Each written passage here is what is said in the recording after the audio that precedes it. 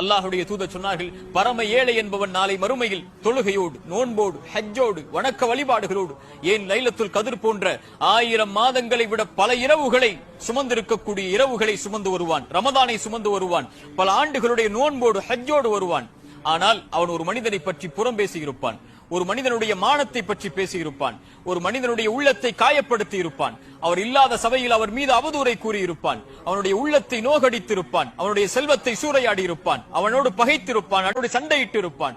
அதன் காரணமாக இவருடைய நன்மைகள் அவருக்கு பகிரப்படும், தொழுகை பகிரப்படும், நோன்பு பகிரப்படும், ஹஜ்ஜு பகிரப்படும், 1000 மாதங்களை விட சிறந்த லைலத்துல் கத்ருடைய இரவுகளை நின்று வணங்கிய வணக்க வழிபாடுகள் பகிரப்படும். நன்மைகள் பகிரப்பட்டு எந்த நன்மையும் பகிர்வதற்கு இல்லாமல் அவர்கள் செய்த பாவங்கள் அனைத்தும் இவன் மேல் சுமத்தப்பட்டு நன்மைகளோடு வந்த இந்த மனிதன் நாளை மறுமையில் நரகத்திலே மற்றவர்களுடைய பாவங்களால் நரகத்திலே தூக்கி வீசப்படக்கூடிய இந்த மனிதன் தான்